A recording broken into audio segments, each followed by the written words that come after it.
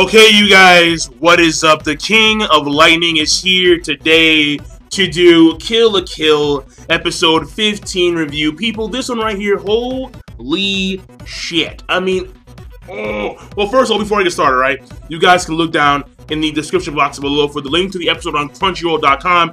If you cannot view it due to regional issues, then Google, Bing, Yahoo, search Kill la Kill episode 15. Check it out. This one right here was damn awesome. It was awesome. First of all, well, like the main three things I believe, so to my recollection, are the involvement of nudist beach. Well, no, the main things in general, because I don't know if it's actually three or not. But the main things in general were the involvement of nudist beach, were the new 3-star Goku uniforms that the Elite Four got, was the main fight between Ryuko Matoi and Kiryuin Satsuki, and of course, Takarada stuff. So there's four main things here. So let me talk about the fourth one, alright, Takarada. Like I said before, right, Osaka just seemed to be like the best out of the three regions. And Takarada, even after the fear, because Kiryuin, her thing is that you have to rule people with fear, not by money. Takarada is all about the money, all about the green, Kane, and then he's laying down coins and bills, and everyone's like, yeah, let's go! And everyone's about to, strike at Kiryuin and Sanagayama, and she just, like, does a few sword slashes, then creates a shockwave, and everyone runs for the damn hills. So, her main thing here is fear. And even still after that, Takarada had a backup plan. And he had an anti-Goku uniform, like, giant crab mech thing going on.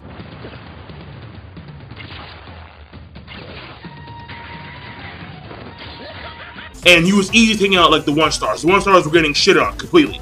But when Sanagayama got his 3-star back, that's when Sanagayama actually starts, going ham. And how it ended was comical because it was like he was taking the bamboo stick and he was literally shoving it up Takarada's ass. He was like, yeah, mendoku de, mendoku de, mendoku de. So obviously not the best way to go out. But the main point of this whole trip, according to Sasuke, was to bring out Nudist Beach, and that's what actually happens. Because once Takarada is taken out, we have Ryuko Mato come in there, and then she engages in combat. But before she decides to transform, we have Nudist Beach come in. First of all, we have Sumigu with his needles. He comes in there, and, like, real cool. And all of a sudden, out of nowhere, in come, like, the Nudist Beach guys with some weird mechs. And by the way, let me point this out. At the beginning of the episode, for some reason, maybe it was to create like a bigger impact, greater suspense for the episode that was about to come. The opening was cut short completely. And we see Aikuro and Sumigu, they're going to their destination. And Sumigu is riding down the highway just coasting, looking at Osaka in flames.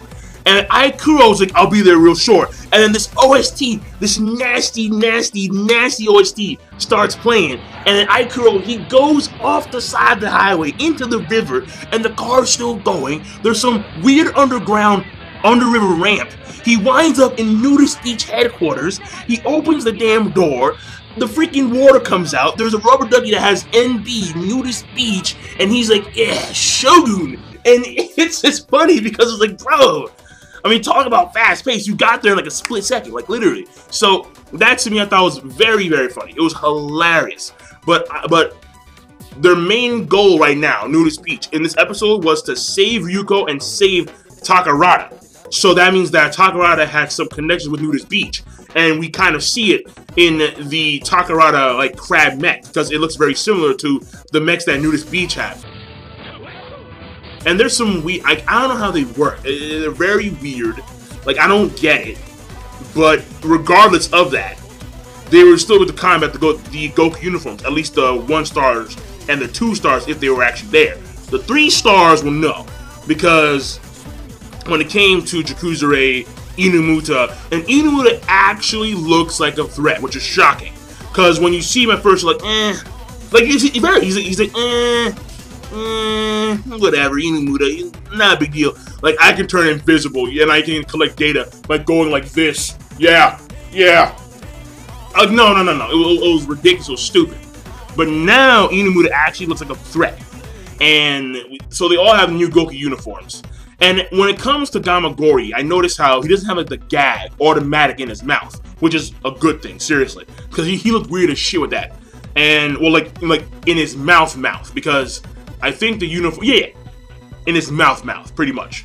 But Sanagayama looks the same pretty much, but he looks more dynamic. Inumuta looks like a pixelated like 2D dude. He looks like the regular, like the original Mario. Just straight up pixels. I'm like, what the fuck is up with this guy? And like he looks like straight out of Tron. Like, there we go. Inumuta, he's Tron, right? Pretty much. He's a Tron individual. And finally, we have Jakuzure. And Jakuzure, she doesn't have like that big, massive ship, but she has like the jetpacks going on, so she can still fly. So they have made some modifications, obviously. They are a lot better. Will someone, like, for example, in the future, if she does come back, the Grand Couturier of Revox, what's her name? Shit, I forgot her name. If she comes back, will they be able to take her on? Alright, I doubt it. I really do. But, what's her name? Yo! I forgot her name. That's kind of sad, because she's a... No! I forgot her name! Alright, I know. I should have known her name. I should remember her name, but it happens sometimes. I just blank the fuck out. So, either way, it is what it is. I'll try and remember it throughout the course of this review, but we'll continue. Basically, the last part I want to talk about here, right? Because Nudist Beach, again, they came in there, and they were actually getting, like, whooped. They were getting whooped, like, whoa. Because I guess the Elite Four are now just that powerful. But the last part was the main fight. And the main fight was awesome. Because, first of all, it was just, for a period of time, just no transformations. It was Ryuko and Sasuke, and they were going at it. And then she transforms. Kiryu transforms first. And she has the glove. And apparently the glove, we find out, is a part of the whole biofeed energy, where in which it helps stabilize the power of Senketsu. And without it, Ryuko can't last a minute in her transformation state. But she does it anyway, because there's a very strong bond between Ryuko and Senketsu. So she does it, and her arm starts to glow, because a lot of the energy is being absorbed, because there's no biofeed. Or there's very little biofeed, because the biofeed comes directly from her own body. And what happens is that immediately she rushes. She just, after the whole combat scene, she rushes her. Then she gets the glove out somehow. And then from then on, they go to like swordplay. Very swift, very dynamic swordplay. Where they're pretty much like blitzing around. And they're making like mock tornadoes of straight swordplay. Blade play.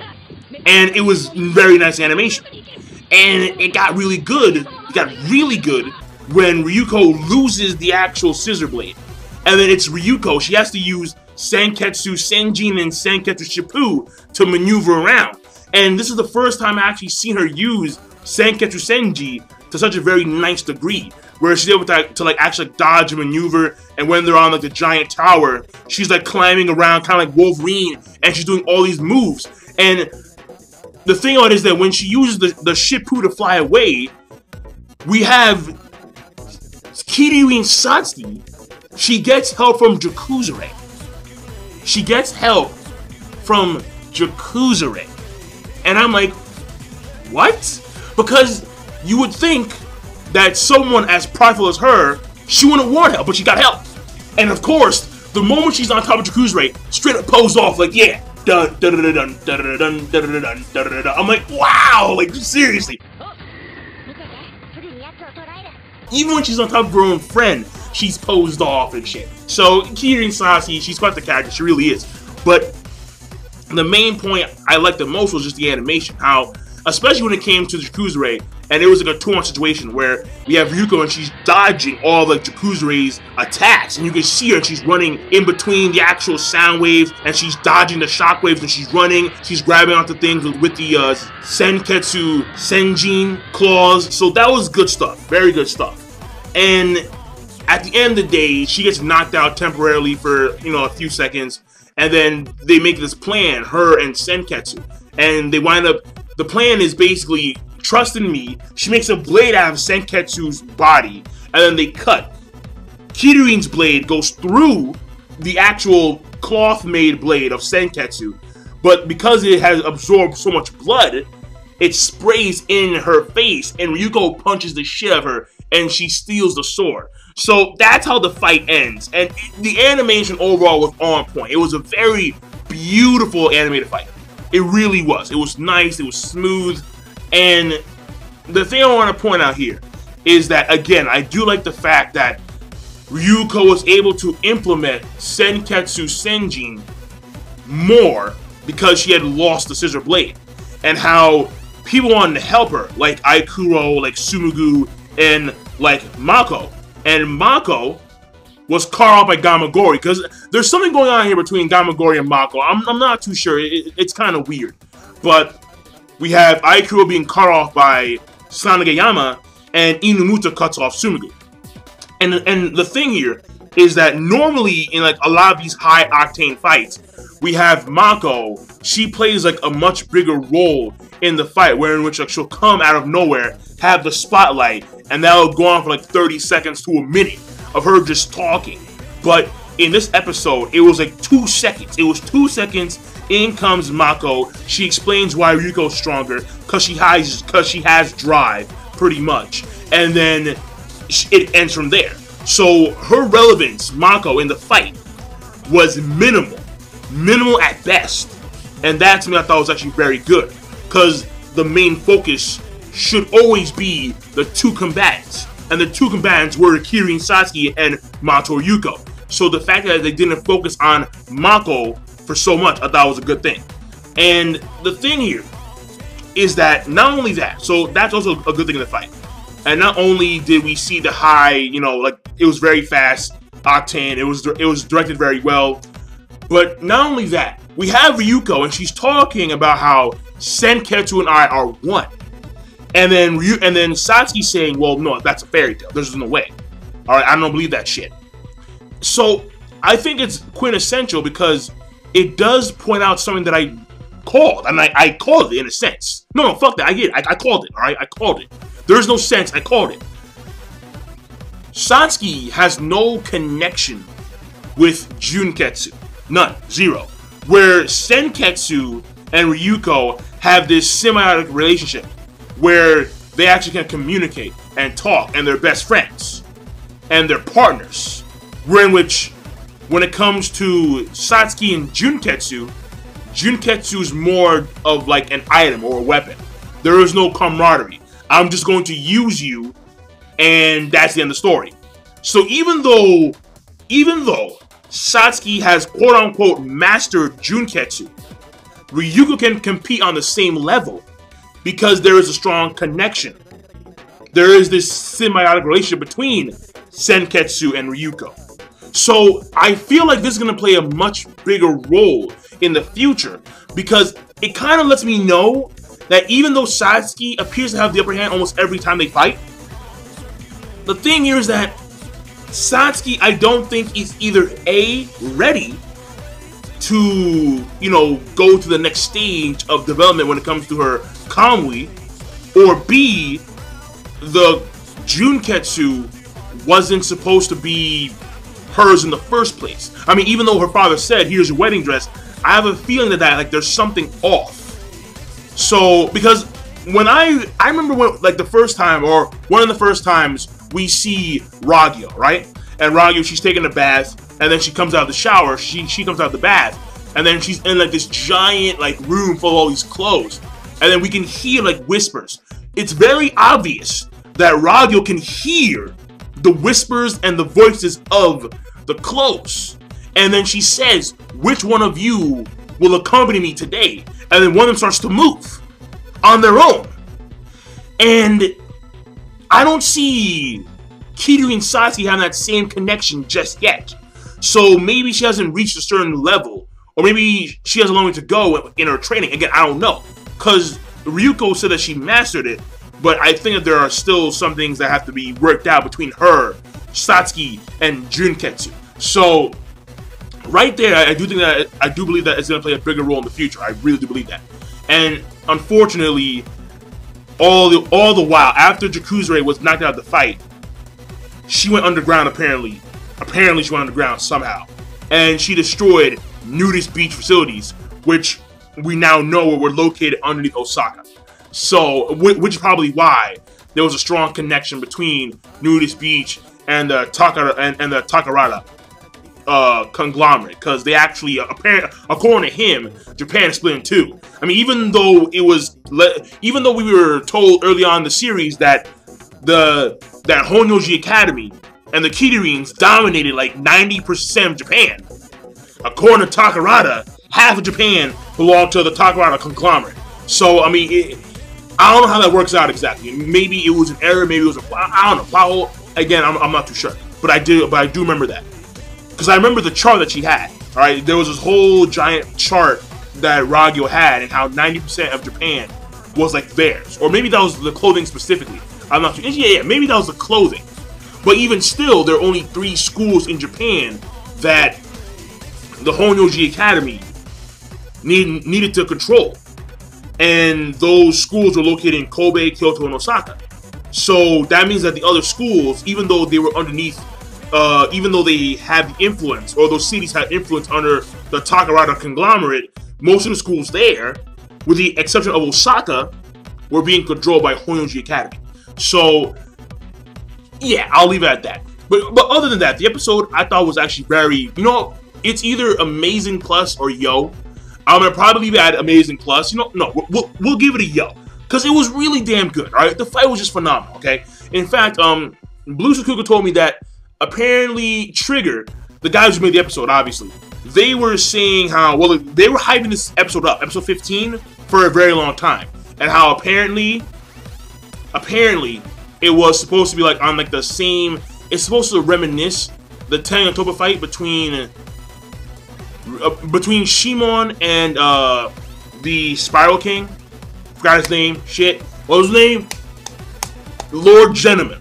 So the thing about it is that, like, I kind of see that, because it is super fast. It is off the wall, and it is well animated, just like that one fight in Tengen Toppa Gurren Lagann. Again, Shimon versus Lord Gentleman. So that being said, all right, I will see you guys later. Be sure to, of course, rate the video, comment, and subscribe as always. This is King Lightning, and I'm done.